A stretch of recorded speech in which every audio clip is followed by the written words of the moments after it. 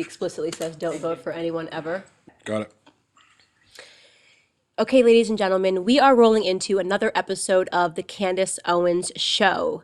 What other podcasts do you guys listen to? I have recently gotten into listening to a person that my manager recommended and said, he's a bit like an angry dad, you know? He tells you things and you're kind of like, oh, I kind of know that's true, but I don't want to hear it. Really great podcaster. Definitely go listen if you haven't. I'm very excited to have Matt Walsh. Welcome to the Candace Owens Show. Thanks for having me. Angry dad, I like that. Yeah. You know, because you do these things where you're like, you know, you don't want to hear it, but then you listen to it and you're like, oh, he kind of has a point with that. So it's just like a dad. That's my kid. Angry. I know my kids know how you feel. I'm sure. Yeah, it's more like, you know, your dad's kind of right about things, but you don't really want to hear it. Yeah. And I was actually very excited to have you on my show. We pitched it a really long time ago, and for whatever reason, thought you lived in Canada. And then you and I had our, we were exchanging, not even words, we weren't even in an argument, but we were talking about debating the coronavirus scare. And when coronavirus was going on, I had kind of assembled in my head an army of people that I just knew would not take the bait. And I was like, Michael knows, I need him to stay on the side of sanity. He cannot be in a bunker. Matt Walsh, we need him on the side of sanity. And we had you there and you were chill, and then you kind of went the other way and said, maybe this is really bad, and then shifted the other way. Yeah. What was your thinking there? It was an overcorrection because when this first started, we first started hearing about the coronavirus, in, January or February. And my first reaction was, this is going to be like, you remember the Ebola scare a few years ago? There's one guy here with Ebola and everybody was freaking out. So I thought it would be something like that where just nobody would get it. And it would be kind of like what Trump said originally, that 5 people have it and that's going to be it. And that's what I thought. And that, of course, turned out not to be correct. So I think the issue is I'm not used to being wrong. I'm right so often. I was wrong about something. I way overcorrected. But then it didn't take me long to see that this is a media creation in a lot of ways, especially once they started arresting pastors. That was, if there was a wake-up moment for me, it was definitely that. And then the other wake-up moment was when I started talking about that and complaining about it, and so many so-called conservative Christians were okay with it. And I just thought, this is like what we've been worried about, is a moment like this when they actually shut down the churches at gunpoint, and they're doing it now. And you've got a lot of conservatives that are just okay with it. I don't get at all. Yeah, so I was reading, there's this economist, I actually don't know if he's legally considered an economist, but he's a financial advisor, and he writes this, it's called Gavin Call Research. His name is Louis Gav, and you subscribe to it, and he kind of makes an assessment, and he's really kind of looking at the markets and what will happen. But early on, he had written something, and it was so spot on, and he was like, this is going to be one of 3 scenarios. My money is on number 3, and number 3 was that coronavirus is going to be the first ever social media pandemic. And I thought that was so well said, where it's like, people who know nothing spread a bunch of information that is inaccurate. Everybody freaks out. And then what he was predicting was that the government would have to respond to the fact that the people were freaking out over what they were learning on social media, not the actual virus itself. And it's an interesting assessment because I do in many ways feel that our kind of world of social media, and I know that I sound super hypocritical saying that, but has in and of itself become the virus, where people take everything so seriously. And then the government has to say, how do I calm down everybody in society who thinks that their grandmother is going to die? Yeah. Well, I think the internet, I feel the same way. The internet is terrible. It's a blight on mankind, and I make my living on it. But I say this all the time, that while it's here, I'm going to try to make the best of it. But if there was some sort of solar flare and it knocked out the internet across the world, I think we'd be much better off for that. I would be screwed because I can't do anything besides just give my opinion on things. But so I do feel that way about it. Although, of course, also the coronavirus, that's why I say I was wrong originally, that it is a serious illness. I don't think you or I would deny that. But we have to find a way to deal with a serious illness without shutting down society and putting 40 million people out of work. Right.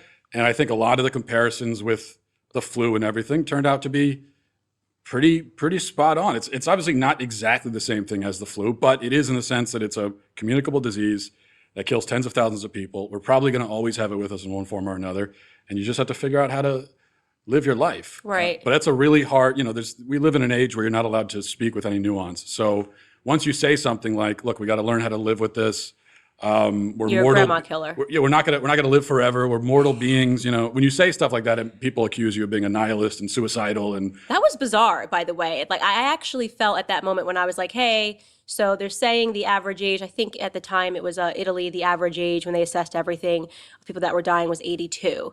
And I was like, I'd just like to remind everybody that the average life expectancy today is 76. And they were like, oh, like, how yeah, could you say this? You're saying you want people to die. No, I'm saying that, like, if you make it to 82 years old, like, you're on par with, there's yeah, a lot of other things that can take you out. People don't tend to live to be 100 years old. I'm not saying that I don't hope one day everybody gets to live to be 150, but you do kind of have to grapple with reality at some point and realize that, death does happen. yeah. And if you are able to live a long, beautiful life, great, that's something to celebrate. But I do think we're kind of fearful to even talk about death now in this society. We are. Yeah, I think that's true. Right before all the pandemic stuff started, I read a book called The Denial of Death. And I'm trying to remember the guy who wrote it. But it was written several decades ago. Ironically, the man who wrote it, after it was published shortly after that, he won a Pulitzer, but he died. Wasn't around to receive it. But anyway, his theory is that modern society basically is set up to deny death, to insulate us from the reality of death. And most of the things we do, we just do in order to stop ourselves from thinking about death and to avoid it, even though it's unavoidable in the end. Modern Western society. Modern Western society, yeah. I think this is not as true in some cultures, but in this culture it is. And we saw that a lot with this. And the point you made about the older people, people freak out about that, but of course everyone at some level agrees anyway. We all agree that it's a very different thing when you've got people in their 80s dying. It's very different than when you've got children dying. That would have been, to me, if children were dying, I would have been like, shut down society forever. I mean, Me too, yeah. And obviously I'm being a bit hyperbolic here, but that to me is scary. When healthy kids start dying of something, then you go, something's very wrong because that's unnatural, right? You're going against something that's natural. But 82-year-olds and people that are in their mid-80s dying, I'm not saying it's not sad. Death is always sad, but it's not an abnormality. And it's not okay to say that. And it is something to do with the West. You look at this culture, you got girls, Botox, lip injections. Everyone wants to be young forever. You've got the 70-year-olds with their faces, Yeah. they've had 18 facelifts. And we do have something that's wrong with our society that the East is getting right. And I want to be careful there. I'm not saying I agree that we should be running our country like Africa, rather, I guess is a good continent to talk about, because they are just really plugged in to the fact that life is not forever. I mean, totally different mentality in Africa than we have here in America. Yeah, but even in America, when you look at the slogans that are often popular, I guess the kids these days aren't saying YOLO anymore, but they used to. You only live once. That sort of thing. I mean, there's always been in the West, that's been a slogan, something like that. But then, and I think that's actually true. If you could actually live that way, now you don't want to be reckless, but if you could actually live with that in mind all the time, I think you'll live a fulfilling life. But when push comes to shove, and you're actually faced with the reality of your own mortality, I think a lot of people want to pretend that that they're going to live forever. Right. And I think, one of the things that has definitely helped me just thinking about the world in a different context has been traveling. And I think when you look at a lot of the kids today in America, they don't leave America ever. And there's a remarkable privilege about that privilege actually turns into something bad down the line. And what I mean by that is talking about Africa. My husband spends a lot of time on the continent. He hunts. And it's interesting when I was watching videos, we watched tons of videos from like people in Africa that make videos and we're talking about coronavirus, and they were quite literally mocking, Americans, saying, coronavirus is for the people, that go skiing in July in Italy, like just ridiculous things. And to them, and this is a phrase that actually I'll give credit to Don Trump Jr. for saying to me, in America, we have this thing where we want to give, first world solutions to third world problems. So it's a reason why a lot of times when Americans go over to Africa and they try to do something really great, like I'm going to build a hospital in Malawi, right? And I'm really going to help them. And then they leave, and 2 weeks later, the Africans have stolen out all of the pipes and they're trying to sell the individual objects that are in the hospitals. Because to them, today, means more than thinking about down the line. Their whole mentality is different. You know, a dollar today means more than thinking about a dollar 5 years down the line. And so their live in the now is so different than the culture that we fostered in the West, where it's like all we can think about is how can we live forever? How can we make sure grandma can live forever? And I think we just need a little bit of dose with reality and a little more travel for the youth generation, especially. Yeah, I have not traveled at all, so I can't. I've traveled around. I've seen most of the states, so I figure I'll start there and then go elsewhere. But yeah, I think that we also see this with the protests now that people don't. If you could take a global perspective, but also a historical perspective, you would realize that if you live in the United States in the year 2020, you are most likely more comfortable, freer. You live a more luxurious life than almost anyone who has ever lived anywhere ever. Which doesn't mean that you should just accept injustice when you see it, but it does mean that there should be a certain level of gratitude. And just trying to burn things down for no reason doesn't make a lot of sense when you look at it from that perspective. I guess I'm jumping ahead on topics, but that's No, you're yeah, right. yeah. So we'll actually talk about that. So let's just talk about the East. Let's compare a different strategy. Let's talk about China and Iran, and they actually censor their internet. You know, you can't be on, Instagram in Iran and expect to see Instagram in America. Do you think that some of that works? Not allowing Facebook, not allowing social media, and talking about how much we think that it's transformed our culture. Does some of that work? Depends on what you mean. Work to do what? I guess is the question. What are you intending to do? The government censoring social media, I would not be in favor of at all. Mainly because I just don't trust. I think the American attitude is to have a really healthy skepticism of the government, and Right. you just don't trust it with a lot of power. Even if there are things that you think are worth doing, and that theoretically, ideally, the government maybe could do, you have to think, do I really trust the government with that power, the power that would be required for them to carry out whatever that agenda is? So social media, I think it works in the sense of if you want to contain information like they do in a place like communist China. But if you want to talk about censorship, things like pornography. Now, I've gotten in a lot of trouble for advocating actual government measures to deal with pornography. I'm in favor of that. So I do think that it's not that we never give the government power, but we have to be very careful about when we do it. And is it worth the cost? Right. It's interesting. I'm not saying I'm for it. I'm not saying I would support it. I actually wouldn't support it if the government said you can't have this, you can't have that. But I'm just wondering if it works long time. Does it help people develop? And when I'm thinking about that, I'm talking about case in point Instagram. I think Instagram is probably the most cancerous platform that's been built out of all of them. When I see the debauchery that is on Instagram, the women, the boobs out, the tits out, thirst trap is the hashtag. You put your butt in a picture, and then you've got these. I don't know what any of this is that you're saying. Hashtag thirst trap. Matt, you don't know hashtag thirst trap? Thirst trap. No. What is that? Is that No, it's literally like a desert? You're trapped in a desert, you're thirsty? I cringe when I look at some of these hashtags that go viral, but this is it. I mean, it's the girls say thirst trap, which means they're going to show you they're basically going to be nude and you're thirsty, so they're going to trap you and you're going to like this photo. That's a hashtag thirst trap. Okay, so this is the stuff that is. I'm like a 75-year-old man. You're explaining the internet to me. Listen, Grandpa Walsh. Okay. Yeah. And you look at that, and then you look at these young women who have so many, insecurity issues, and girls that want to get their boobs and their butts done when they're 15 years old. And I think this is because of social media. We did this, right? So then you go, okay, well, think of the flip side. What if the government never allowed this? Would America be a better society or worse society if it wasn't allowed? And I'm against the government doing it too. So I'm just kind of thinking here. I guess my answer would be kind of what I said before. If this never existed. Or if some other event, like an astronomical event, were to knock it out, then I would say we'd be a lot better off without the Instagram and the thirst traps and everything else, whatever that is. But we wouldn't be better off with the government doing it because of the tyranny that would inevitably come with it. But right. I do absolutely believe that we're raising a generation of kids who the average American spends 10 hours a day looking at media. For kids, it's even more than that. I mean, this really is their life. Their entire life is contained in this little box that they carry around in their pocket. And so you sound like an old fogey complaining and say, oh, back in my day, we were up running around in the woods. But that's true. I mean, back in not just my day, but everyone's day, up until like right now, you spent your childhood out running in the woods and doing stuff like that. And kids just don't do that anymore.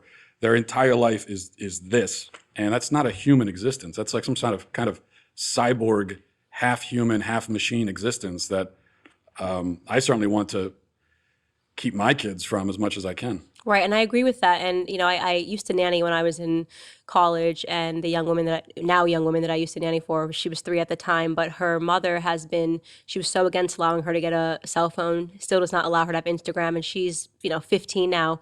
And I said, this is great, great policy. But then when she didn't let her have a cell phone, she said she was actually forcing her child to be a loser in school because that's how all the kids talk to each other. So she like literally was being left out because they're spending all their days texting each other. Let's meet up at the mall. Let's do this. Let's do that. None of them want to pick up the phone and call her house phone. That's very old school, right? And Yeah. say, can I speak to so and so? So eventually her mother gave in on the cell phone, but didn't give in on the social media. So it's interesting because it's sort of like there's a Louis C.K. skit about that. When all the other idiot kids are doing it, right? Do you have to let your kid do it? Yeah, that it's the That's when I was a kid. Again, the classic thing from your parent was if your friends are jumping off a bridge, are you going to do it too?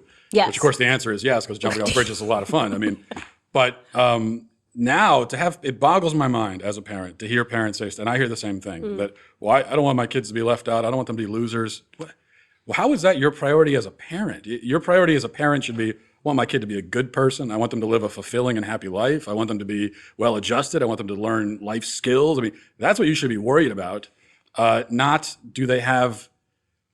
are they plugged in with their peers? I'm not saying we should keep them in a bubble, but necessarily, although I don't see there's anything wrong with that either necessarily. But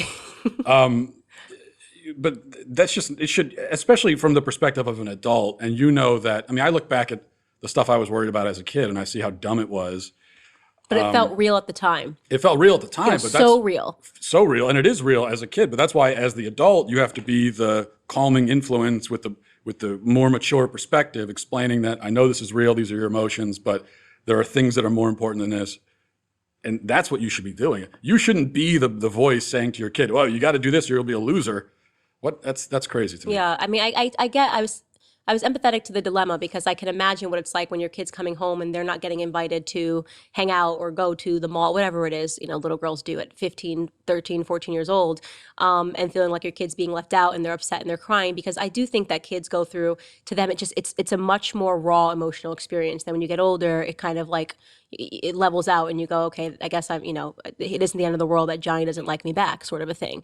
So I can see that it's hard for parents. It's hard to find direction, but I'm strongly against social media for children. I feel like I'm blessed because Facebook and Twitter and all that stuff took off just at the end of me in high school. And so I got to actually grow up and be a kid first, so Yeah. I got to grow up, be outside, be a kid, not be worried about what I look like, be gross, have braces, and not worried, do I look like this person that's on Instagram? Yeah, not to mention, you weren't in middle school regurgitating vomiting all of your thoughts onto the internet to permanently live there forever. I can only imagine if the 12-year-old me had my ideas out there permanently, You'd that be you could so go find. canceled. Right. I'm canceled already all the time, so that would just make it worse. But yeah, and I do empathize with the dilemma of parents. It's a little easier for me right now, I acknowledge, because my kids are younger. But when you let them get plugged into the internet, it just makes it worse, because the problem is you send kids to public school, they're immersed in this peer culture every single day for 8 hours a day, 5 days a week, 9 months a year for 12, 13 years. And then they come home, and it used to be they came home and, okay, now they're home. And now at least you could try to recenter them again and get them focused on things that matter. But now they come home and they're still in that peer environment, that peer culture. They can never escape it because they carry it around in their pocket all the time. And so that becomes the only thing they care about. And so when you see the suicide rate among kids, which is just, it's unheard of to have all these kids killing themselves is crazy. I mean, it's unheard of. This didn't used to happen. It really didn't. Why is that? It's not that sometimes conservatives will say, oh, kids these days are a bunch of pansies. That's not it at all. Okay. Every kid is emotionally vulnerable. I mean, we all were. The difference is that what they care about, because they're in this culture all the time, they get their identity from their affirmation from their peers, and they can never escape it. So if they don't get that affirmation, then they feel like there's no point in living. This is my whole life. And I'm not saying that taking the smartphone away will prevent all of that, but I think it could go a long way to having a kid with healthier priorities. Right. It's just a healthier self-image. I mean, they're caring about things, caring about what you look like when you're 11 years old. When I read these stories of 11-year-olds killing themselves over Snapchat because somebody had a picture of them doing something stupid on Snapchat and it's sent around the whole school, Yeah. because they're all on Snapchat. And then suddenly this person feels like they're never going to escape this. And what's sad is that person's partially right because the internet is forever. And that's the danger is I don't think people realize that, when you hand your kid a smartphone, you're handing them a weapon. And a weapon that could destroy them, right? And not because of them, because everybody grows up. We've all said stupid stuff. I wish we could have access to the Twitter that didn't exist when half of these people that are so judgmental of other people, right? Oh, this is a horrible, irredeemable individual because 12 years ago he tweeted this. And I'm like, you're escaping here because you didn't have, Twitter wasn't around when you were probably a total jerk. Everybody goes through a jerk phase. Everybody says jerk things. You're experimenting with being a jerk human being, a good human being. And then you kind of become an adult and you're like, all right, I kind of figured this thing out. And we're taking that away from children. We're taking away the ability to grow up and to go through all of those awkward pains. Yeah, and you also go through a phase, especially I think girls do too, I'm sure, but especially as guys, where your whole sense of humor is just to say the most awful thing you can, especially to your friends. And I mean, actually, guys never really I totally outgrow that, but I haven't totally outgrown it. But when you're a teenager and you're in college age, it's that's all it is. And so, yeah, I mean, these people get canceled because something comes out that they said when they were 19 or 20 or something, and it's exactly right. All of these grown men acting scandalized by that. Yeah, sure. I mean, we know the kind of things. If you were a normal guy, you said a lot of terrible stuff back in your day. Maybe you still do, but you just, fortunately, it was never recorded for posterity. And now we have today social gangs, a new type of gang, people that pop up and they deliver justice, social justice, and they find out the people that are irredeemable in society, the statues that are irredeemable in society. You've got Antifa, you've got Black Lives Matter, and they are out to correct the wrongs of the world. I'm just wondering, I just want to actually meet one person in Antifa and then find out who their parents are and really sit down to have a dialogue with how does your child end up in Antifa? I mean, I think the two things I would say. One is I'm always hesitant to immediately blame the parents. Because you're a parent. Because I am a parent. I'm not one, so I blame the parents. Yeah, well, it's a little self-serving, I guess, what I'm saying. Hey, hold on, let's not blame the parents. What if my kid becomes Antifa? Who knows? It seems unlikely, but who knows? But you do recognize as a parent that it's actually a little scary that your child is a whole other person and they've got their own inner life and you can't control it. They can really do whatever they want when they leave the house anyway. And you could be a great parent and end up with a horrible kid. It can happen. I don't think it's likely, but it can happen. So that's the first thing. But usually, in most cases, I think with parents, well, look, a lot of these Antifa, they're about our age. I think you're younger than me, but they're about our age. And I remember growing up, and a lot of my friends, they came home from school to an empty house, a house with one parent, and the other parent lived across town, and they just didn't have any the emotionally chaotic and homes, neglect going on, emotional neglect at least. And so your kid ends up rebelling and he doesn't, there's a lot of confusion. He doesn't really know what he wants to do in life. And he's angry. I think a lot of these Antifa people, they're angry. I mean, I said before how we're all more comfortable and have more luxury than almost anyone who's ever lived. How could you be so angry all the time? Well, I think a lot of these people are angry. They say they're angry at the system, burn down the system. It's not the system they're angry at, it's their parents. They're angry at how they were raised, but they don't know where to direct that. And so instead they talk about the system and we have to get rid of the nuclear family. No, the nuclear family is great. It's just that you never experienced it. You're blaming the nuclear family for something that when your problem was that you didn't have it. So. I kind of, the reason why I kind of put a lot of it on the parents or emphasize that is just because I know so many people that I went to school with, so many people that I'm still friends with on Facebook and maybe were never friends, but knew that person probably shouldn't have become a parent, right? And maybe they got better, I don't know, but a lot of people then become parents, and you have to wonder if this was their idea system and their beliefs, and you see that even on your Facebook wall, where I'm like, you are 35 years old, you should not be posting this garbage on Facebook. And when you see pictures of parents who make their 4-year-olds wear things like, I know that my privilege is a problem, right? That can't be good conditioning. Like, I can't imagine that that's good conditioning. Or case in point, the day that Donald Trump won, and there were all of those things online of 5-year-old girls crying and saying that they didn't think they could be anything because Hillary didn't win. I'm like, that's not, Donald Trump didn't do that to your daughter. Yeah, well, you did that to your daughter. Those are also lies too. I mean, most of those parents. I have a 5-year-old. They don't care. Yeah, they're not. They don't know what the hell's going on in the news. They're not plugged into that. So most of that stuff I just don't believe. But when they put their kids on, when they have their kid hold a sign and they use them as a prop, that's very real. And when a child is being used as a prop, that's a child that's not being raised right. I'm not even as worried as much. I'm not as worried about your ideology or your politics as when it comes to being a parent. I think you could have pretty much any ideology or politics and be a good parent. There's some ideologies that will interfere more with it, but what makes you a good parent? Do you love your kid? I mean, do you really love your kid self-sacrificially? Are you actually interested in your child being a good person for their own sake? And are you worried about them, or are you thinking of everything through your own lens? And if that's how you're operating as a parent, then I think you'll do a fine job, and your kids will turn out fine. The problem is that a lot of these parents that are using their kids as political props and everything, for them it's all about them. It's not about the kid. Right. Yeah. The kid is just something that fits into what they're doing already. They're not going to change much for the sake of the child. And really, no matter what your politics are, if that's how you're parenting, it's not going to work out. Mm-hmm. What are your thoughts on Black Lives Matter? Unfiltered Matt Walsh thoughts. Well, I don't understand why Antifa gets all of the grief from conservatives these days, while we seem to leave Black Lives Matter alone. I'm being a little bit intentionally naive. I do understand. I know why they do it, because they're afraid of being called racist. But we know Antifa is an extremist group, a domestic terrorist group. I agree with that classification from Trump. I would put Black Lives Matter very close to that same camp. I think it's a violent group from its very inception. I mean, Black Lives Matter came along, and then we had Ferguson riots, Baltimore riots. 5 police officers were killed in Dallas at a BLM rally.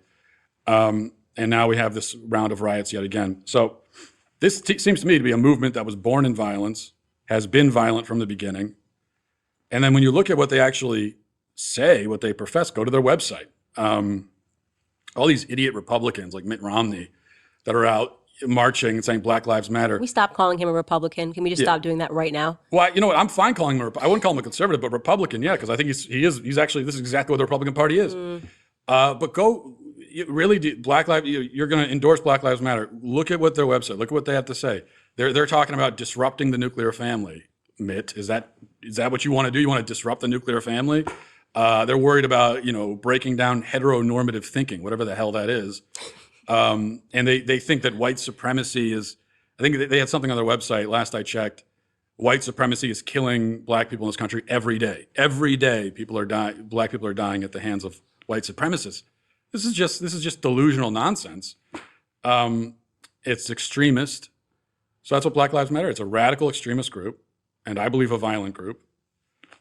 That's my answer. That's unfiltered. Well, I think okay, to go back to what you just said, because you brought up an important point, that conservatives won't attack it and allow it to go on. This has actually been one of my most, I find this to be so frustrating about the conservative movement, is it's not just Black Lives Matter.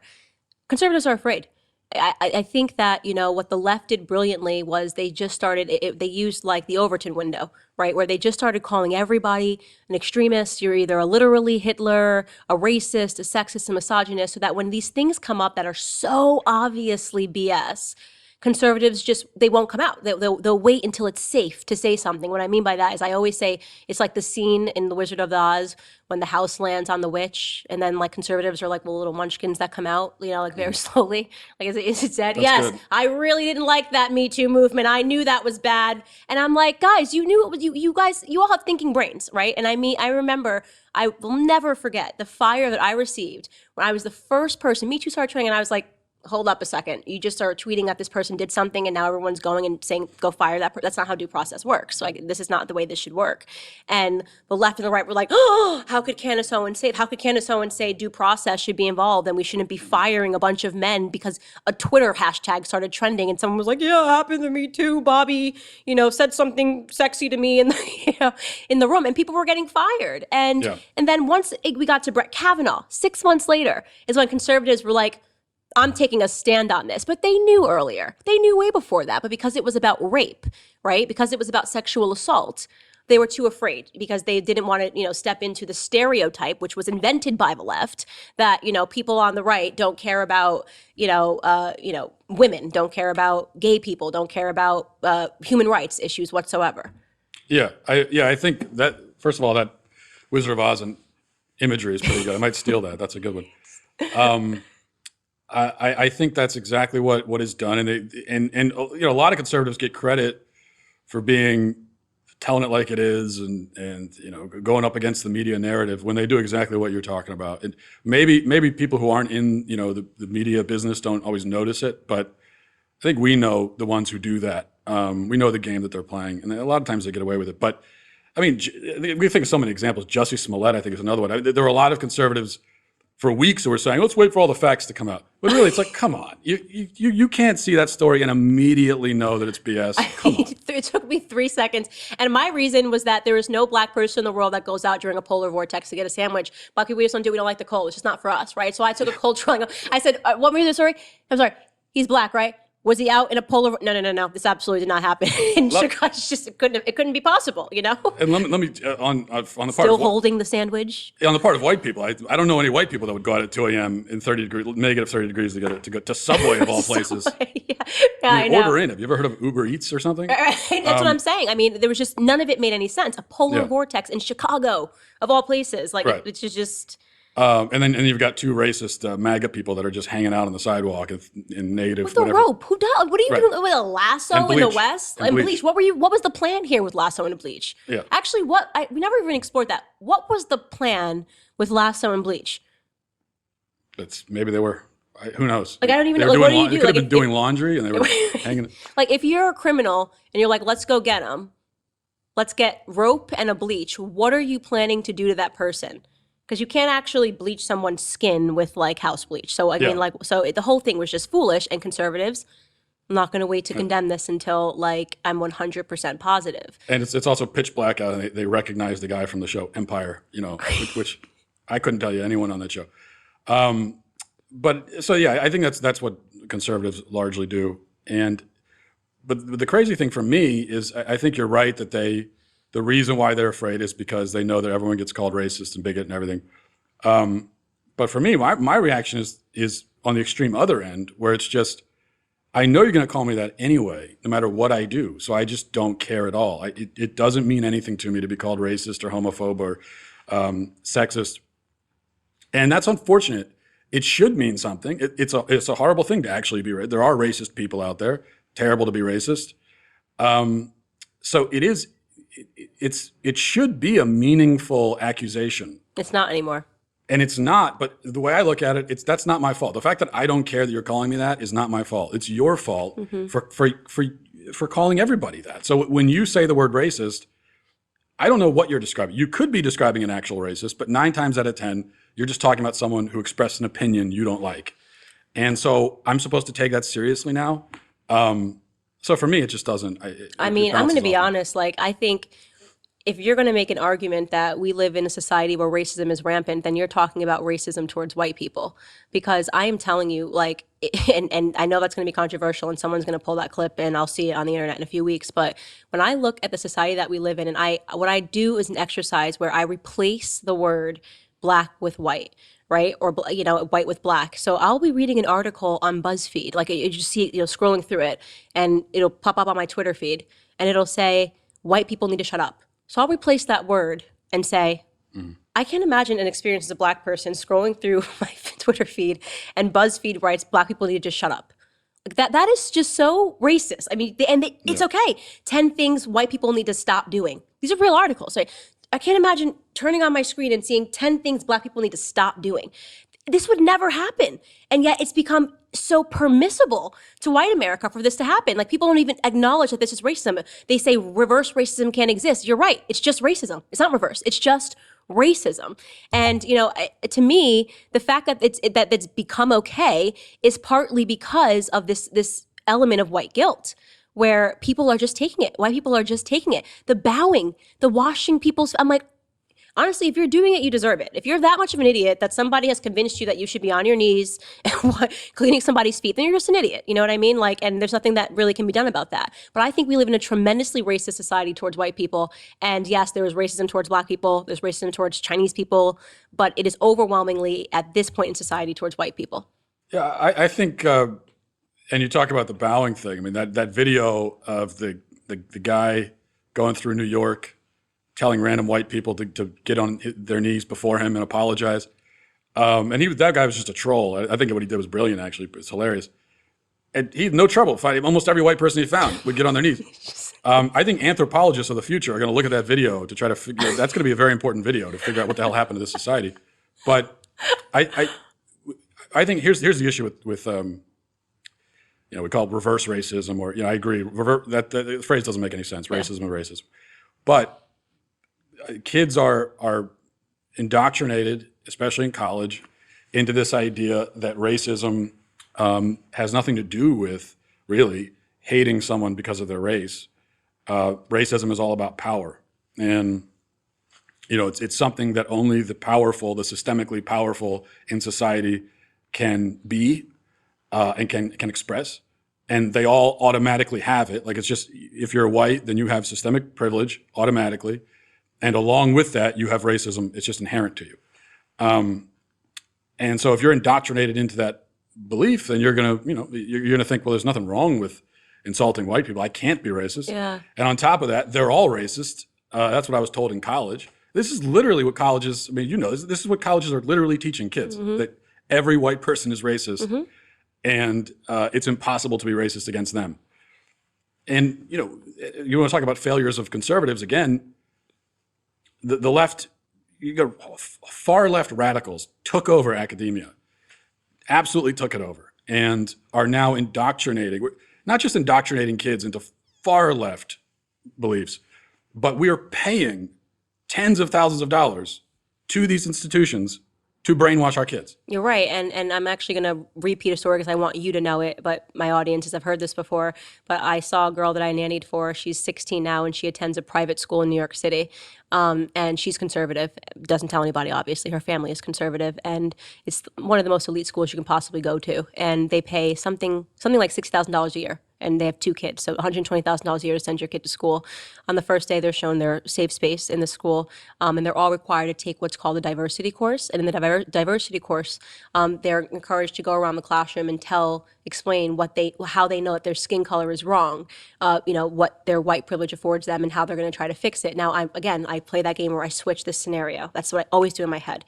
I couldn't imagine being a black girl in school and being told to say what's wrong about my skin color and how I'm going to change it. And this happens. And people don't think this is racism. Actually, they think this is diversity. This is tolerance. This is a good thing. You're teaching somebody to think there's something fundamentally wrong with their skin. We have already done this in American society. This is wrong. This is racist. This should not be allowed. I asked her mother, why would you allow this to go on? And she says, well, we just want to keep the peace. We worked really hard to get her in that school. Obviously, to get into the private schools in New York, I don't know if this is everywhere, but you have to go in for interviews, and we just don't want to have any trouble. Well, this is why conservatives take it, and leftists would never take it if the shoe was on the other foot.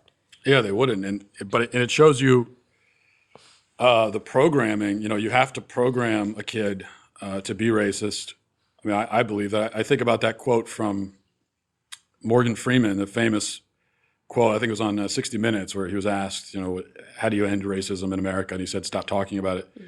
I think it's one of the most profound things anyone has said recently about racism, because I think especially these days, we live in a very diverse country, most diverse country that's ever existed, by far. And many kids grew up like I did, growing up on the East Coast. And, I grew up in a school, and there was black, white kids, Hispanic, we had a lot of Asian kids as well.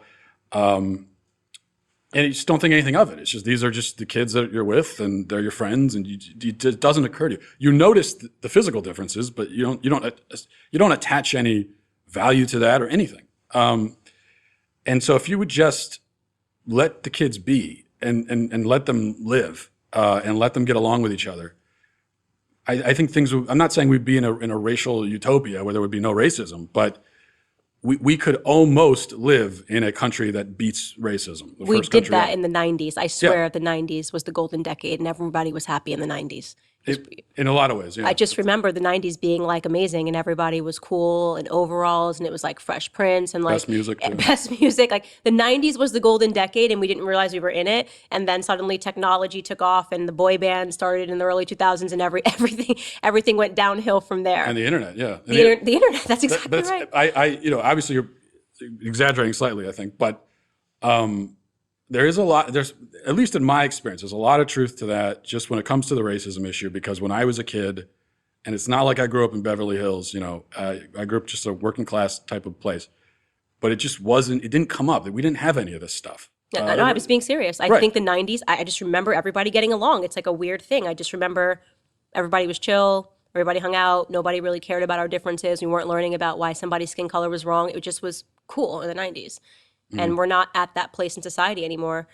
Do you think, and I tweeted this maybe it was last night actually, I don't think that we're in a place where we can reconcile our differences with the left. No, I don't think we are. I wrote, when I first started the Daily Wire 3 years ago, I wrote an article titled "The United States of America No Longer Exists," and I remember the reception to that article was not positive at all. Mainly because it was like the second thing I wrote for the site, and people said, "Who the hell is this guy?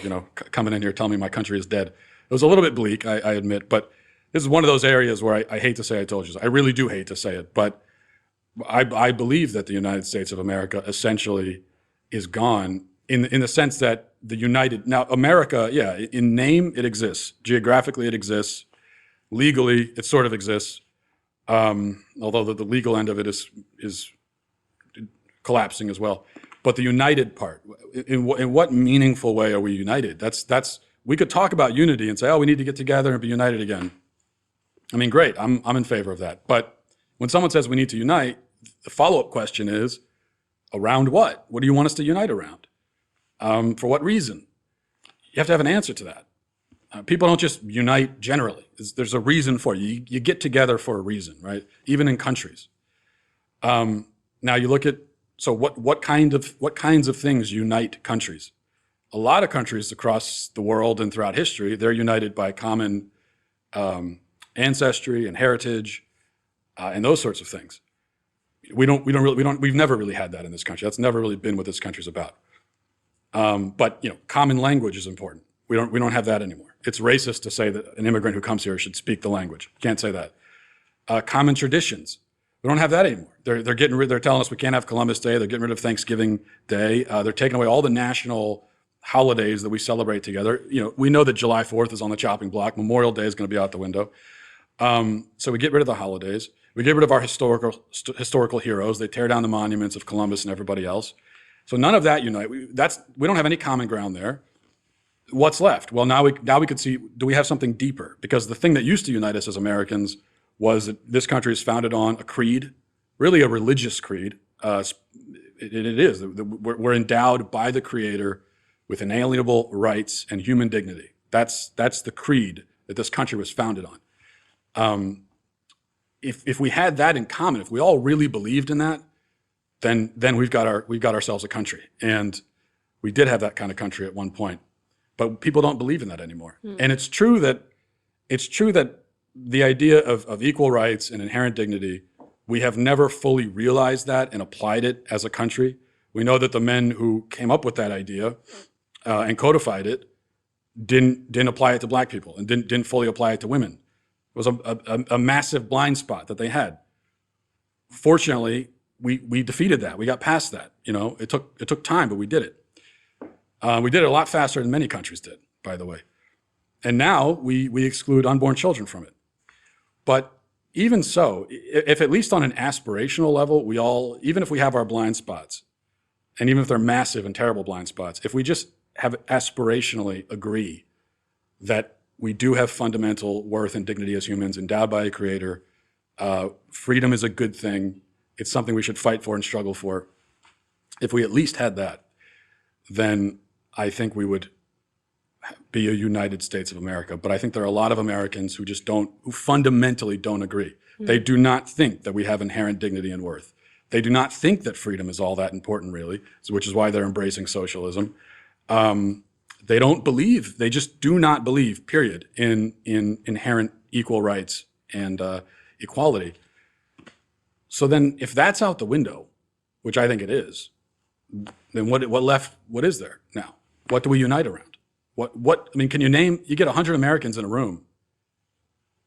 Are we gonna have anything in common? Anything. And if the answer is nothing at all, then we're just a bunch of people that happen to live within the same borders, which, by the way, are porous and basically non-existent. So, I hate to be bleak, but No, but you're right. I mean, you're right, and I feel the same way, and that's why I try to just be a voice to fight for what I think is right, because I think we have to get louder on the conservative side. We play it way too safe, we're way too scared, and it's the reason why the left has been able to unravel so many things that we held dear and so many things about the American tradition in what seems like a matter of nanoseconds. They did it, and they keep going, and they keep going, and we keep sitting down and taking it because the people that have the platform are too afraid to get canceled, right? The people that know it's true. I mean, the amount of celebrities, A-list celebrities, that have messaged me on Instagram after seeing a video and said, I think the exact same thing, but I can't say anything, right? This is how you create a silent majority, right? But at the same time, they're too afraid to say something because they're going to lose their entire career. Who made those rules, right? How do we change that? If we're not going to be vocal and we're not going to fight because we're all too scared, then we don't really have the right to sit back and say, oh, what the left is doing is so wrong. You sat there and watched it and allowed them to do it and said and did nothing. Right? That is the curse of conservatism, right? Everybody's afraid. They're playing by the left's rules and the left is playing by none. They're creating rules for the right and then playing by no rules. And that's how they win. That's why they keep winning and keep scoring. And we've got now Black Lives Matter Plaza in DC, which is pointedly absurd. It is a radical group. I agree with you. But there needs to be a better fight on the conservative side. Yeah, that's why I hate the silent majority stuff. When conservatives say that, like they're proud of it, I don't even know if it's true anymore. I suspect it's not. But if it is, shame on us that all this stuff is happening and we're being silent. What the hell are you being silent for? I have the same experience. Now, they're not A-list celebrities messaging me, but I do get messages from people, especially when I've really stepped in it as far as most people are concerned, and I'm getting attacked for something that I said, and all that whole thing. I'll have the same experience where people will message me privately and say, by the way, I agree with you. Great stuff. It's like, well, I appreciate your support, but why not say something? I mean, help me out here a little bit. It's kind of like you've got someone being attacked by a pitchfork mob and you're hiding in the bushes going, hey, thumbs up. It's great. Thank you again for the moral support, but we need more than that. You need to come out and speak. But I also understand. I get that I do this for a living. It's my job to be an opinionated, arrogant, son of a bitch. And you don't. You have a real job.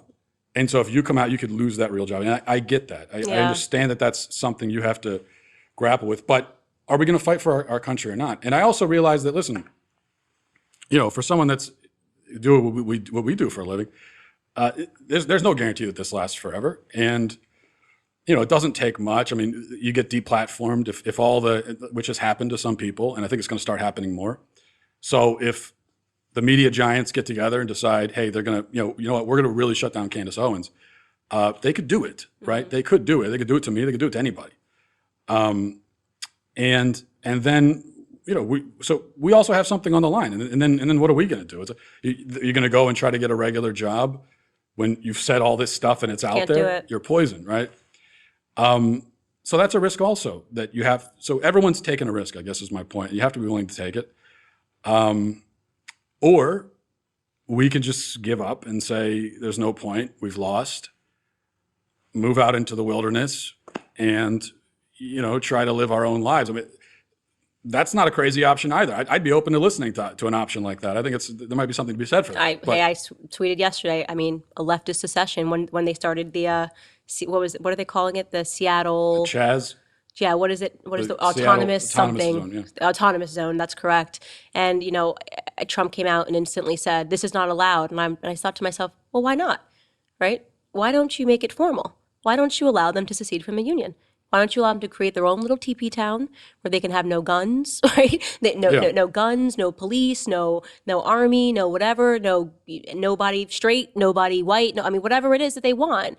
And I just thought, what an incredible experiment that would be, right? To say, you know what, you are released, right? You know what, you guys take Oregon, Washington, home of Antifa, take California. I mean, like whatever. Pick the nice state with the weather that you've already ruined. It would be an incredible experiment, right? Incredible this experiment to say the West Coast is yours.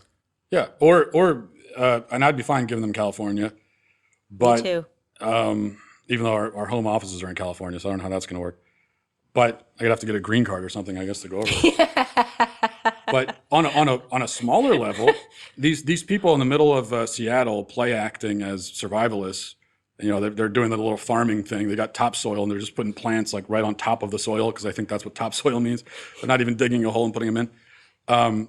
If they're serious about it, there's a lot of wilderness still in America, and I'm dead serious. You want to start a commune and be basically free of government interference. You could do it, and go give it a shot. And I would totally respect that. I would absolutely admire it. Right. But what they're doing right now, this is not serious. I mean, you're in the middle of a populated city. The police are allowing it for now. When they decide to stop allowing it, they're going to stop allowing it. But this is an option that anyone, conservative or liberal, whatever, and maybe that's where we're headed, because we talk about not being united, and there's a lot of talk of civil war and things. But I could say there's not going to be a civil war. No. Only one side would have the guns. It would be fair. But also there's that. So that's a problem for them. But also the lines are not clearly geographic. There are some places that we know are liberal cesspools, like California, but it's not like it was in 1861, when you had a pretty clear line you could draw, one side here, one side up there. It's not like that now. Everyone's kind of mixed together, and I think to have a real civil war, which is not something I'd be cheering for anyway, but you need to have clear geographic lines, which we don't have. So that's not going to happen. What is going to happen? And I don't know, but maybe one thing will be that people start to just sort of go their own way and set up their own little communities away from each other, so that they can have the kind of society they want. I think right now that's sort of like the best case scenario for what could happen. Mm-hmm. And if people want to explore that option, I'd be totally in favor of it. Let me ask you, where do you see where do you see society going, or rather post-Trump society going? Who's president after Trump after this? I just feel like everything just blew up. So where do you go from here? Like, you're not going to who's going to be president? My first answer is I don't think it almost doesn't matter. I think we put way too much emphasis on the presidency. That's another mistake Republicans have made. While the left runs roughshod over the culture, Republicans said, well, we'll just elect Republicans and cut taxes and spread democracy over into Middle Eastern villagers. That's been the plan. Hasn't really worked that well. What we've discovered is that, because we've had Republican presidents, over the last 30 years, we've had plenty of Republican presidents. We've had 3 Republican presidents in my lifetime, 4 actually. Hasn't really mattered. It hasn't really made much of a difference. Culturally, it has made zero difference. Mm-hmm. In terms of law and policy, it's made maybe a little bit of a difference.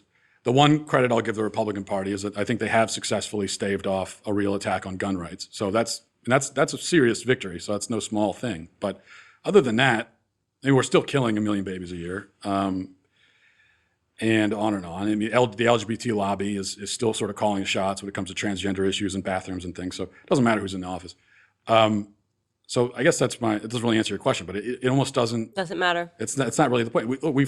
We were told, I remember running up to 2016, I was a Trump critic. That's no secret. And, in a lot of ways I still am, to be honest with you. Not a never Trumper. But what I was told was that we got to get Trump in there, because otherwise it's going to be the end of American civilization. This is the guy that's going to make America great again, and so on. Hasn't made much of a difference to me. I don't see, it hasn't mattered. You know why? Because the other option didn't happen. It's made a difference because it's stopped. I mean, I always think of the world if Hillary had gotten into office. someone who was on board with this agenda, right? So at least we have right now people stopping and fighting and trying to stop this stuff at some level. Right. Stop. But that's the problem. It's a stopgap. It's a defense. Right. It's all defense. It's And not all offense. plugging a leak for putting your finger in the leak for a few years, Yeah. and then you just go right back to the left running the show. So, I mean, obviously the presidency it doesn't not matter at all. It obviously matters. You're the most powerful man in the world. But I think as conservatives, we need to start thinking much bigger than that, much broader than that, if we want to really have a chance of reclaiming. Culture and education, I always say, is number one.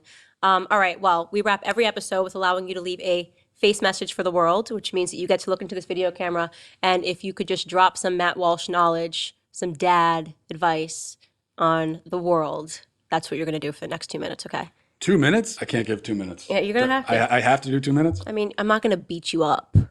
I Okay, may that's make good. you wash my feet. Well, that's what I have to do if I'm not racist. All right, ready? In the On your camera. mark, get set, world. I give you Matt Walsh. Okay. The one piece of advice I would give, just given the situation right now, is that if you are protesting and you jump in front of a vehicle, let's say, or you jump in front of on top of a cop car and start banging on it, you're going to get arrested and you're not a victim. So if you want to avoid that eventuality, don't jump in front of cars and don't attack police officers. How much time do I have left? Was that about 15 seconds? 30 seconds exactly. That's all I got. Just, right now, that's just one piece of advice because I was watching another video where people jumped in front of a cop car and then they got out and got tackled and they were screaming that they were being abused by police. And So your advice is don't be an idiot? don't be an idiot. Yeah, I guess we could just, I tell my kids that all the time. just don't be an idiot. Yeah. You heard it from Matt Walsh himself. Don't be an idiot.